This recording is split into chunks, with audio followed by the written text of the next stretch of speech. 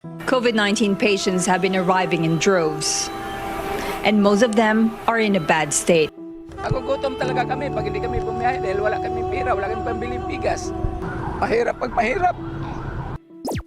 To die of disease or starve to death.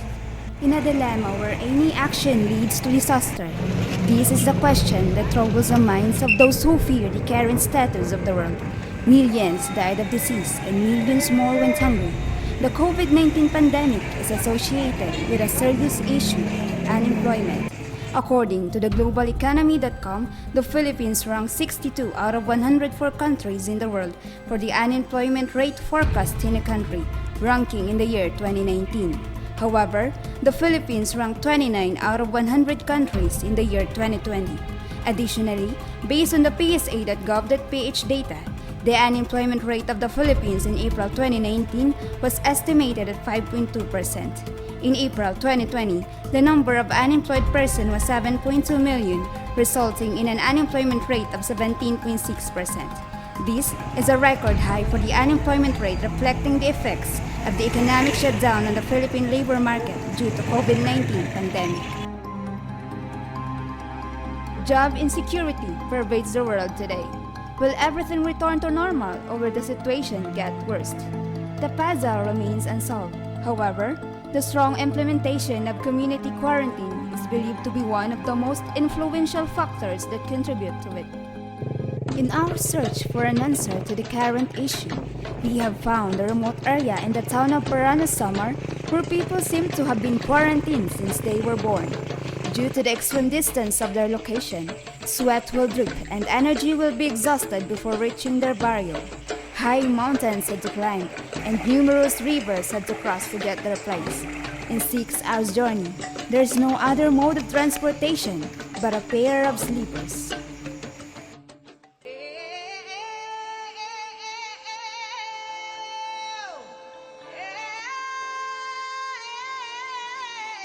Barangay Anagasi is the farthest barangay located in the mountainous end part of western Samar, in a boundary between the eastern Samar and the northern Samar mountains. It is one of the 44 barangays in the municipality of Paranas. It is geographically isolated, yet a place of resilient inhabitants. Here, no job employment is needed to survive because they are the managers on their farms. Here, diligence and perseverance are their only investment. They are early blessed with swift feet and calluses. How could they manage to live in such a very distant location? Meet Nanay Linda and Apoy Miling, the skillful inhabitants of Barangay Anagasi. They are little yet mighty, and educated but skilled. Damo. Kadiri para pagkagkuha. Pwede liwat anuway himuon nga alat kining katubis. May kuhaan na maklase to din dan una kagalit ko ha. Davao at pada. Damo ang gin-order. Katopis lang ngahin. Alat ang kuha di aton. The mountains of Barangay Anagasi are rich in forest resources such as rattan and bariw. Ikaw nay ano man ang imo kuan pinagkakakitaan dinhi. Yan na maray na. Ang bata ka pa ano? Para di mo ako kalo. Ang bata ka pa para di mo kakalo. Yan ang alagas ka na, nag-uuma ka na lang. Nag-uuma na lang ako kayo. Parang nilitan, magbaripon ka rin. Sa mga itong hanip ko magbarip. Maupay pag hindi mo na yung magkano, aga ka ng humod. Suwad na nga niya naman, kakaugtog. Pag hindi mo na yung sumad sa kaugtog. Kulap liwat ng humod. Pero kaya ako naman ang sa liwat nga ako. Naugtog. Pag-abot ng hari ka kalayo, pati mga ngahon ako. Pati mga nagbabayo ako. Pamo ko, pagbayo na ano liwat ako. Kano pagkita, kiwa, nagpong-umpa. Wala nagpagkimo ka. Dapat maarang ka ito, wala yung ipagkimo. 20 na liyo. Tako yan, maarang ka. Tako yan, maarang. Furthermore, Mano Rene is also a native of Barangay Anagasi. He is excellent at organic farming. He owns 2 upland farms and a rice field. Kuha naman na ini, baga masaya naman lang ni para amo kay igada naman amo. Hindi lang ako naghaluag oras pero tigil dudu ako ta kuma. Hindi mo ko dito ini pa araw lang gutik tapos ako man dito. Kaya pilaw pa to. May iba pa nga Pila pa ko danaw liwat. Timbarihan na namon ang iba. However, in times of food shortages, They use an alternative method and a variety of strategies to survive. Based on the work of Lothar et al. 2015, when facing threats, stressors, or adversity, resilient people have the potential to improve their coping adaptation and well-being strategies. Naranasan mo na nga, mawarayan ka mo sa dito asukar. Nakatalawa, manulugan. Wala kami mapalit asukar, kalamay, tubo. Tubuan iyo ginagamit na pampatamis. Sugar hini, hindi kinaksakan. Hindi wari binabalabang sinusubaran dito ang kahoy, alian tubo din sa loob. May da ka pa ito yan ang aso dito, ngayon pagpatamis. Kami ada nga ni Rasita, ang kakalamay, manira. Nuyan doon yan, nangyara dito. Ano man anay nga ito iyo ginpukan it aga pagpa Kaya wari ka na, totoo ni gaway. Katima, pag alas 7, nangunguni, di ka nagkiwa, mamahaw. Pagka alas 10, nagbabayawan na pag alas 11, totoo na mabugan. Ginaano man yung paglutohan labas, halimbawa isda. Isda, nalasang tubig. Katapos, nagsusungba. Pasyalan yun na ibabaroan. Diri ka mo ito maaram nga mga escabeche, so dito. Waray. Di ka mo maaram. Waray. Spaghetti, di ka mo maaram. Diri. They are passionate and diligent. They constantly find a way to overcome hardship. For them, the expression starve to death has no meaning. As cited by Conley and Dewalt 2019, starvation is both an outcome and a process.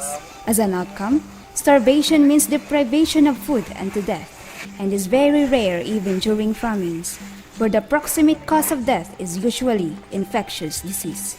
Paano kung may sakit? Halimbawa, ang grabe, paano niyo nadadala sa hospital? Damo na namon yung experience ito, mga grabe, babayawan nga ito, sasakayan doyan. Doyan la yan, babayawan. Mga kwan na nga din lamang din mga herbal medicines na lang, tapos mga hiranat na bukaw ng mga baka, tapos pag-ubo na ay lagundi, and may sipon din niya, kwan, yung mga tutluan na kwan, hindi nga nawi, kwan iya, ang putik, pampaya. Ang puti hiya. Ang nabukog, tarubol pala yan, luluga niya kwan. So, ang bata ka nga puti. Kasi may ginahalo laliwat niya, ibang herbal na kahoy, gamot. Their land is a wonderful place with inhabitants who care for the environment. On our journey to Anagasi, it seemed tempting to swim in the cold, clear spring. Every passers-by exhaustion and thirst are quenched by their cold and pleasant drinking water. Endangered trees and endemic hardwood species still abound in the mountains. Dapat ka rin matot mo, tapos kwan, dawaan, uhayan, takuban. Adto nga amon ginaagihan dito Anagasi nga mga kahoy nga tagdong nga hindag ko. Ano man adto nga kahoy? Di na kadto. Oo. Apitong?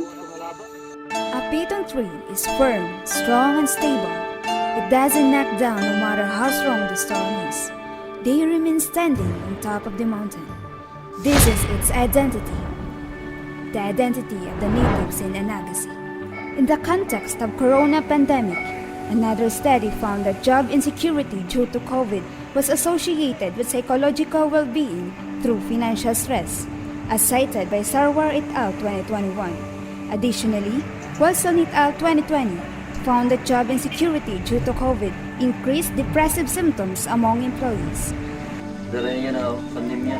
So ano to yun ang mga sudan niya na manalig lang kita Panginoon.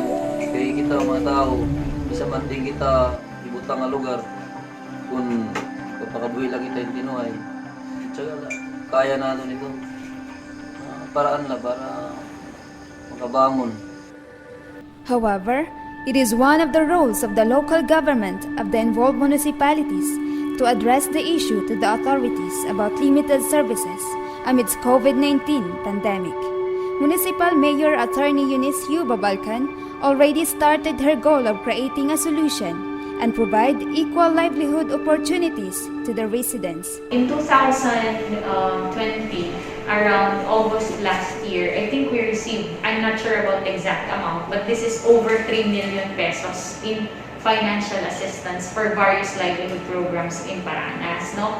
Naging timing lang ito because these programs were actually being prepared by Paranas a long time ago. Mahilig tayo mag-submit ng mga livelihood proposals sa DOLE. In that 3 million assistance or grant, natulungan po natin ang 7 associations in Paranas. At saka yung iba pang livelihood grants or assistance na binigay ng DOLE forced through the local government of Paranas. So yung tupad assistance again is a national government assistance naman. Galing din po ito sa Department of Labor and Employment, and we were able to help a lot of our, tinatawag sila noon na displaced workers. Now, for local naman ito na response, ang ginawa natin is we devised a program because of distance learning.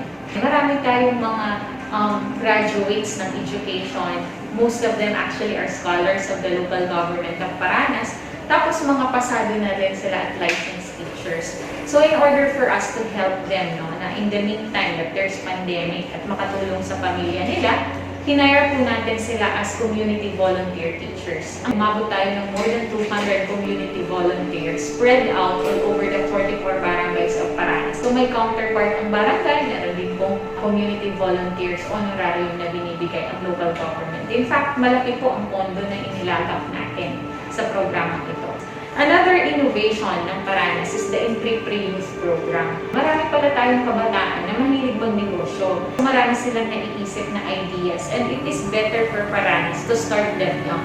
Yung agriculture naman, meron tayong tinatawag na organic agriculture program, which we have started also training our communities in the barangay so that magkaroon sila ng knowledge on how to produce agriculture products na organic based.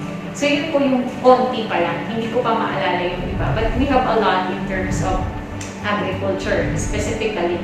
Nakakatuwa at kayo ay nakapunta na ng Anagasi. Ang alam ko is 6 na oras, mahigit 6 na oras ang lakad papunta sa barangay na yan. Now, in terms of assistance or mga tulong na binibigay natin sa barangay, kahit malayong barangay, wala po tayong discrimination.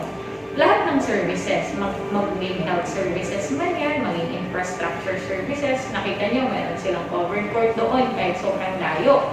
Bigay po yan ng local government ng Paranas. Ang sa tingin ko po ay dapat yung mga nakasanayan na mga kaugalian, mga ginagawa nila, at mga pamumuhay nila ay dapat ma-preserve na.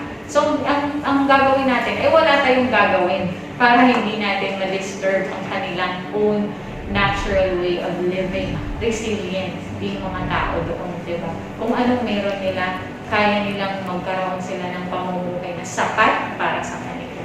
And dapat natin matutukan actually is yung kabuhayan na kukuha nila in the middle of the forest. So what we need to do is make sure sustainable ang pag-manage ng kanilang mga resources sa loob ng mga internals na yan. Kasi ang alam ko papunta doon, kasi ito na lang ang barangay na hindi ko pa napupuntahan, is I know matataas, malalaki ang mga kahoy papunta yun.